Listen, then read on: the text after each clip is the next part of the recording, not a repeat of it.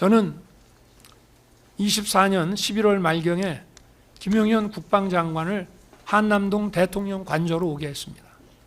감사원장 탄핵에 대해서 얘기를 하면서 거대 야당이 헌법상 권한을 남용해서 헌정 질서를 무너뜨리고 국정을 마비시키며 나라가 이제 망국의 위기 상황이 됐다.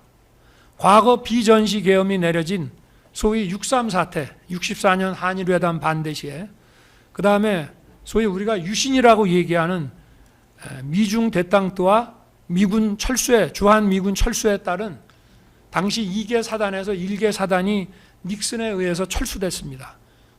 그래서 72년 10.17 특별선언, 그 다음에 79년 10월 26일 박정희 대통령의 급서와 같은 상황보다 지금의 이 상황이 더 심각한 위기 상황이 됐음을 이야기했습니다. 단순히 야당이 정쟁에 의해서만 한 것 같으면은 그냥 참죠. 내가 능력이 부족해서 그런 모양이다. 그런데 반국가 세력, 체제 전복 세력들하고 같이 손을 잡고 빌드업을 해 나가지 않습니까? 이게 아무리 싸우더라도 국경 바깥에서는 서로 손을 잡아야 된다고 합니다. 아무리 정쟁을 해도 핵심 국익에 대해서는 같이 가야 되는데 핵심 국익까지 반국가 세력들하고 한편이 돼서 윤석열 정부 흔드는 데는 우리도 이해관계가 같다. 그리고 실제 또 얼마나 침투해 있는지도 알 수도 없습니다. 뭐 야당을 다 반국가 세력으로 보느냐? 그거는 저도 모릅니다. 증거가 없어서. 그러나 해온 행동을 보면 그들과 손잡고 연계하고 힘을 합친 것 한두 번이 아니다 이 말입니다. 거대 야당이 헌법상 권한을 남용해서 헌정을 파괴하고 있지만 나는 헌법상 대통령의 국가긴급권을 헌법의 틀 안에서 행사하겠다. 주권자인 국민에게 호소해서 깨우고 각성하게 하겠다. 이런 얘기를 했습니다. 그리고 헌법상 국가 비상사태 선언은 비상계엄 선포입니다. 바로. 비상계엄 선포라는 것은 나라가 비상사태에 놓여 있다는 것에 대한 선언입니다. 그리고 나머지 군사 행정적인 것은 바로 헌재가 얘기하는 그 후속 조치입니다. 그래서 합참 근무도 많이 하고 또 이런 계엄 매뉴얼도 잘 아는 김용현 장관한테 검토해서 보고해달라고 지시했습니다. 그러나 대통령의 기본적인 가이드라인은 몇 가지 분명히 했습니다. 자, 이거는 과거 계엄하고는 다르다. 과거 계엄처럼 할 수도 없어요. 제가 군을 이때까지 2년 6개월을 지휘를 했지만 군 인사도 많이 해봅니다마는 이런 과거 계엄같이 하고 싶어도 할 수가 없습니다. 대한민국에서는. 이런 여소야대 상황이기 때문에 아마 계엄 해제가 짧으면 반나절, 길면 하루 안에 계엄 해제 요구가 될 것이니까 그걸 염두에 둬야 된다. 그래서 또 실시간 방송을 통해서 계엄 선포 대국민 담화를 할 것이다. 그리고 여기 250에서 280명으로 두 개 팀 구성 얘기가 나오는데 이게 보병 2개 중대 규모가 얼마냐고 제가 물어보니까 250이라고 하더라고요. 근데 이게 뒤에서 보는 바와 같이 제가 안전사고 때문에 부사관 이상 사병은 투입하지 말라고 하니까 그럼 편제를 거기에 맞추려고 하면 딱 250에 못 맞춘다. 280 정도까지는 돼야 된다 해서 250에서 280명으로 두 개 팀을 구성해서 한 개 팀은 국회에 몰려들 인파들에 대한 질서 유지, 한 개 팀은 몇 군데 선관위 전산 시스템 서버 소재지에 각각 나눠서 몇십 명씩 보내서 보안 시스템을 점검하고 국정원이 1년 전에 지적했던 망분리, 방화벽, 비밀번호 문제 등이 시정됐는지 이것만 확인해 보라고 했습니다. 또 출동 병력에 대해서는 실탄은 절대 소지하지 말고 부사관 이상으로, 그 다음에 중요한 거, 계엄 선포 대국민 담화를 한 후에 소속 부대에서 출발시켜라. 절대 미리 출발시키지 말라고 했습니다. 이거는 뒤에 나오는 거와 마찬가지로 또 국회에 들어갈 사람들이 빨리빨리 들어가라는 것도 여기에 포함되어 있습니다. 미리 딱 대기해놨다가 이런 거 하지 말자, 이런 얘기입니다. 또 국회에 투입되는 병력도 경비와 질서 유지를 하는 것이니만큼 국회의원과 국회 관계자의 출입과 업무는 지장 없도록 하라고 지시했습니다. 실제로 경찰 관계자 이 법정에서도 얘기를 했습니다마는 전화 국방장관한테 뭐 무슨 국회의원 출입 봉쇄해라 이런 얘기 들었다는 사람 있습니까? 저는 밤 11시 15분에 처음에는 이게 원래 국회 게이트라는 거는 생각도 안 했습니다마는 군은 아직 도착 안 하고 사람들은 몰려오니까 경찰에서 아마 질서확보 차원에서 일시 문을 닫았던 모양인데 서울청장이 법적으로 검토해 보니까 국회 관계자들은 신분확인해서 출입시켜야 된다. 그렇게 해서 보고가 오니까 잘했다. 그렇게 하라. 라고 했기 때문에 게이트는 늘 열려 있다고 생각을 했고, 그러나 10개의 게이트가 다 열려 있다는 생각은 못 했습니다. 저나 장관이나 공무원 시절에 국회 가보면 평상시에는 저녁 6시 이후에 일과 후가 되면 정문하고 그 의원회관 쪽에 경정문하고 그 옆에 문 정도 아마 저녁 식사하고 이렇게 횡단보도로 들어오는데 한 2개 정도 문으로 출입을 시키는 것으로 우리는 알고 있었기 때문에 몰랐습니다. 문이 10개나 되는지, 그거를 일시에 열었다가 또 일시에 닫았는지, 어찌됐든 하여튼 그렇습니다. 그리고 당시는 국회 회기 중이었기 때문에 상시 근무자와 몰려들 인파가 수천 명에 이를 것이기 때문에 250에서 80명 병력으로 질서 유지는 어려울 것이다. 국방장관도 10배가 들어가도 만만치 않을 것입니다라고 했지만 투입 규모가 많아지면 국회 관계자들이 불안감을 느낄 수도 있고 또 사람이 많다 보면 안전사고의 위험도 있기 때문에 일단 이 소수 투입 규모를 유지하라고 했습니다. 이거는 넘어가고요. 자, 실제 계엄 선포 대국민 담화는 12월 3일 22시 23분에서 30분이었고요. 또 계엄 선포 기준시는 23시 00이고 밤 11시고요. 군이 국회에 도착한 시간은 거의 밤 12시 돼서입니다. 또 출동한 병력은 특전사 92명, 수방사 40명 정도였습니다. 특전사 77명은 국회 마당에, 나머지 15명은 본관으로 들어갔습니다. 그러나 본관도 뭘 봉쇄해서 의원들 못 들어오게 봉쇄하는 것이 아니고 거기 있는 불법적으로 들어간 사람들 가려서 분별을 해서 출입시킬 사람과 막을 사람을 통제하기 위한 것이었습니다. 그러나 그런 임무 자체를 못했습니다. 그 안에 사람은 수백 명이 있지, 국회 본관 건물도 지하 1층에 지상 7층입니다. 거기 아마 들어가 있는 인원이 1000명도 넘을걸요. 거기 방이 몇 개입니까? 아무것도 못했습니다. 또 수방사 15명이 들어갔는데 아예 총도 내려놓고 완전 비무장 상태로 7번 출입문으로 해서 들어갔다고 합니다. 저 이거 수방사령관한테 00시 32분에 제가 보고 받았습니다.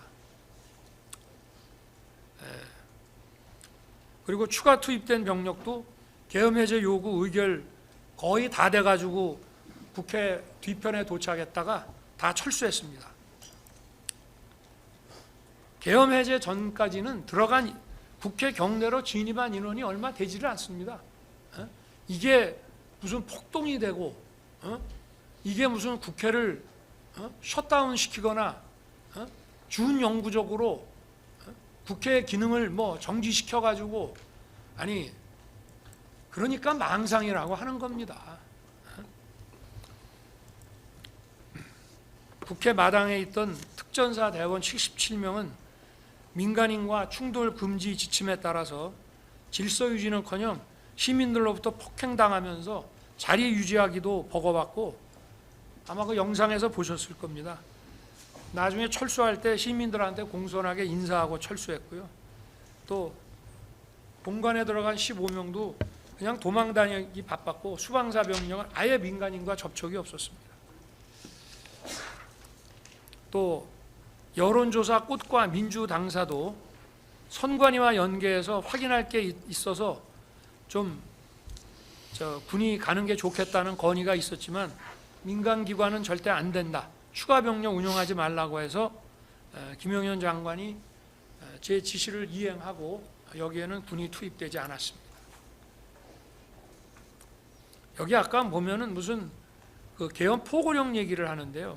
김영현 장관이 어쨌든 관저에 와서 대국민 담화문 작성해오고 또 포고령 만들어 왔습니다. 거의 고치지 않았습니다. 눈에 딱 띄는 통금만 제가 웃으면서 지웠고요. 이것도 보려고 그러면 시간이 많이 걸리는데 저도 사실 주말에 공주 민생 토론회와 또 계엄 선포날 있었던 키르기스탄 대통령 공식 방한 때문에 읽고 숙독해야 될 서류들이 너무 많았습니다. 그리고 포고령이라는 거는 상위법에 위반되면 그냥 그 자체가 효력이 없어요.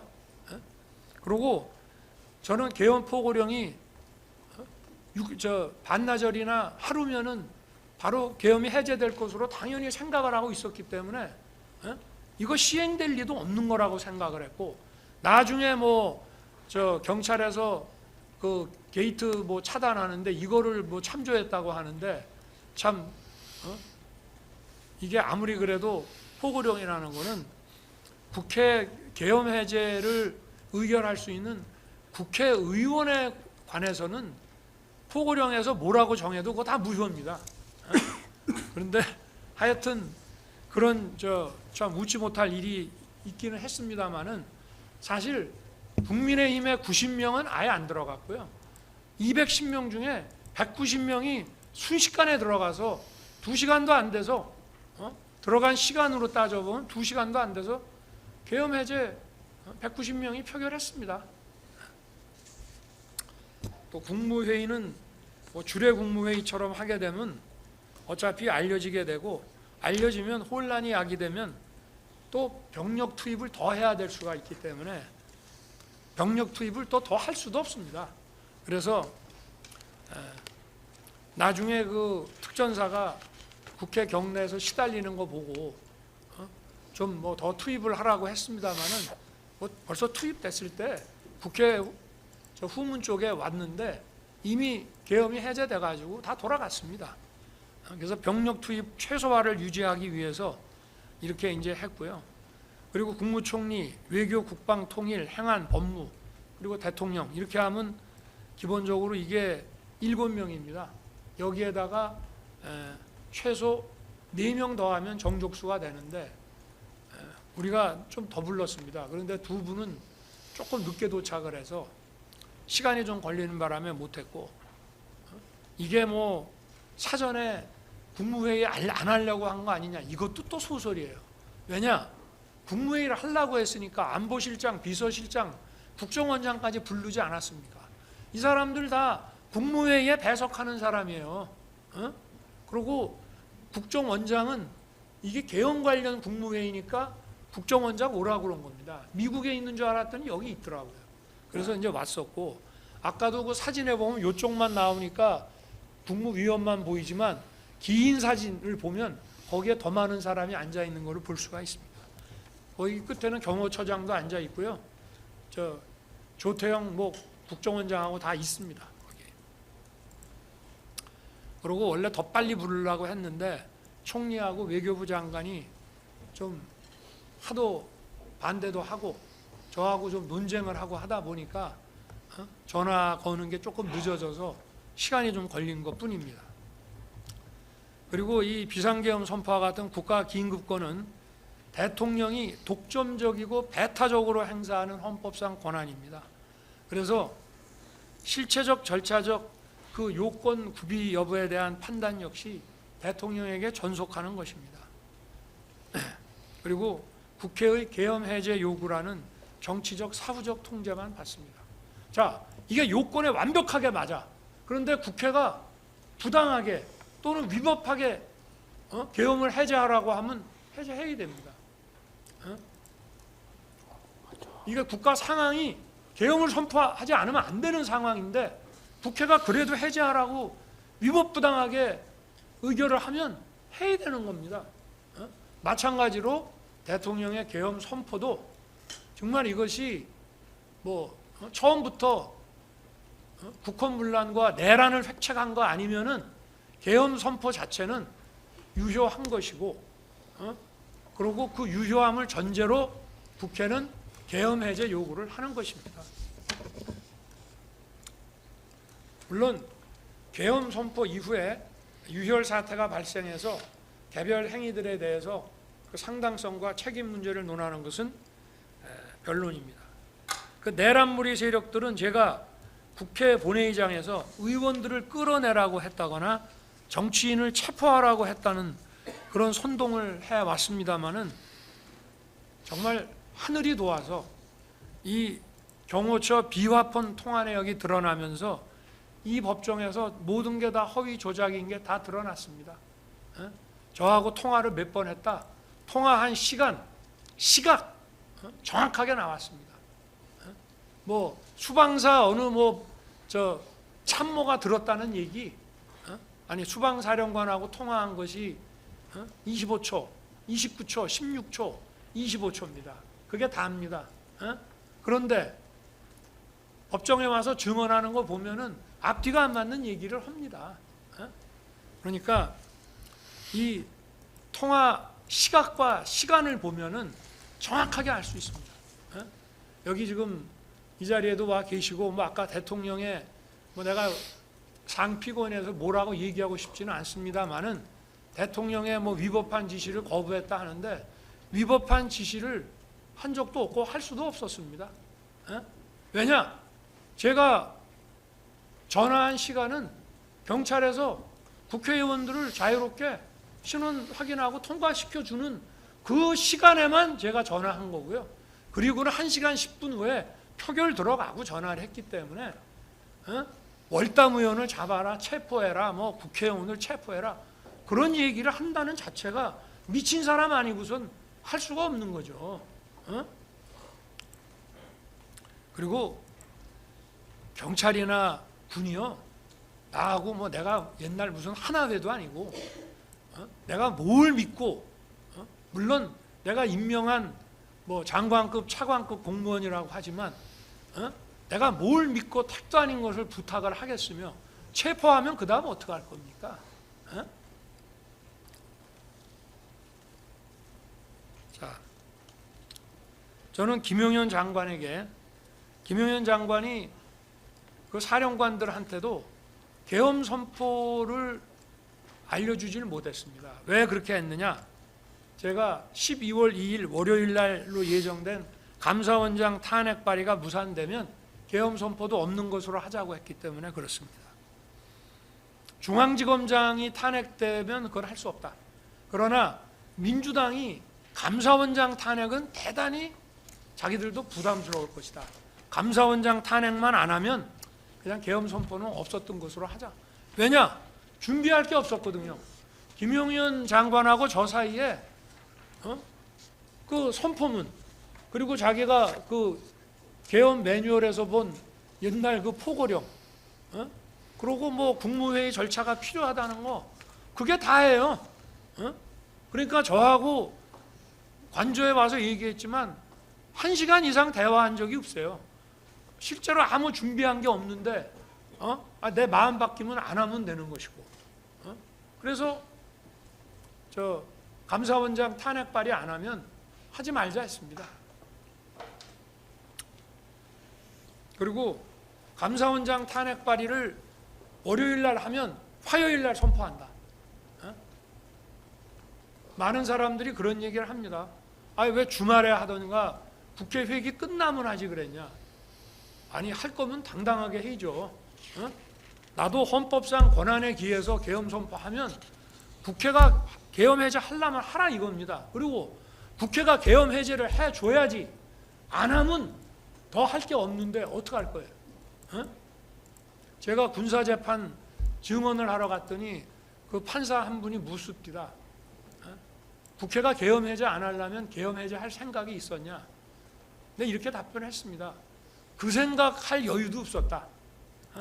그냥 순식간에 계엄 해제가 돼가지고, 아니 예를 들어서 하루 저녁이라도 그냥 넘어갔으면, 제가 계엄법 국회법 책을 왜 가져오라 그랬냐면요, 방송을 보니까 우원식 국회의장은 아니 그래도 절차를 좀 밟읍시다. 원래는 이게 법사위도 한번 갔다가 올라오고 뭐 이래야 되는데 그냥 막바로 표결을 하자 이렇게 되니까 국회의장은 절차를 밟자 그러고 그냥 합시다 이래가지고 순식간에 계엄 해제가 됐어요. 그래서 제가 계엄 해제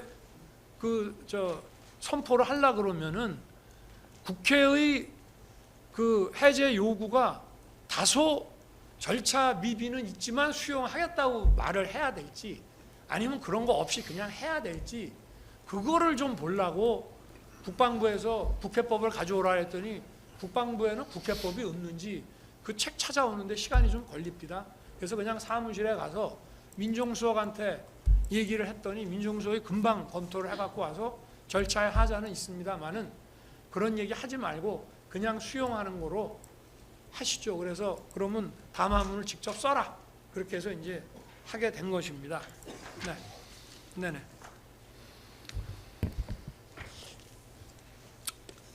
빨리 좀 하겠습니다.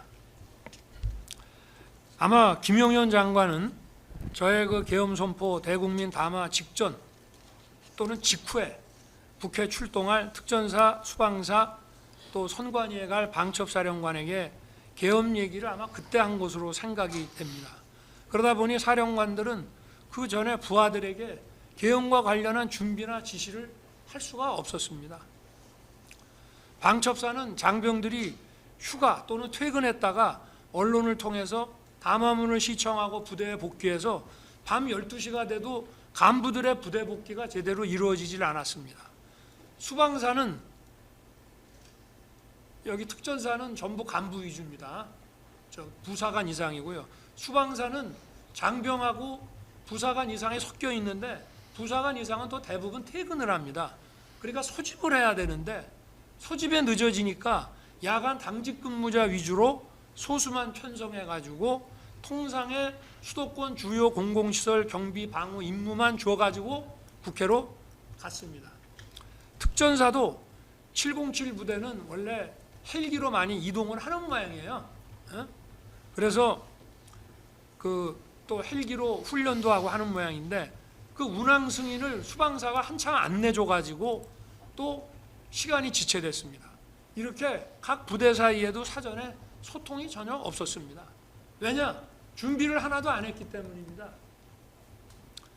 이 내란몰이 세력들은 이런 몇 시간 계엄, 이런 대국민 메시지 계엄을 친위 쿠데타라고 합니다.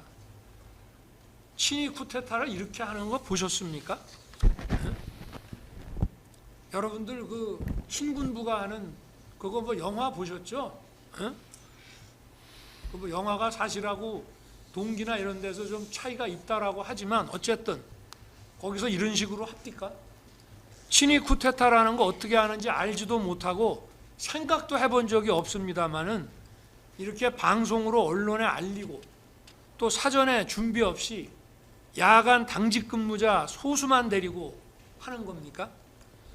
또 친위 쿠데타 한다면 선관위는 왜 갔습니까? 아니 사태를 아예 장악하고 나중에 가도 되는 거고, 친위 쿠데타라고 하면 당분간 선거할 일도 없는데 선관위를 못 알아갔습니까? 선관위 보안 점검을 통해서 공정한 제도 개선을 추구한다는 것은 선거로 구성되는 헌법기관의 국민 신뢰를 높여서 북한을 문란하게 하는 게 아니라 오히려 그 반대로 북한을 더 강화하고 헌정을 지키는 거 아닙니까? 아니 상식이 있으면 생각을 해보십시오. 그래서 망상이라는 겁니다. 국민들이 각자 생계에 바쁘셔서 대놓고 얘기는 안 하지만 상식이기 때문에 다 알고 계십니다. 바보가 아닙니다. 국민들도.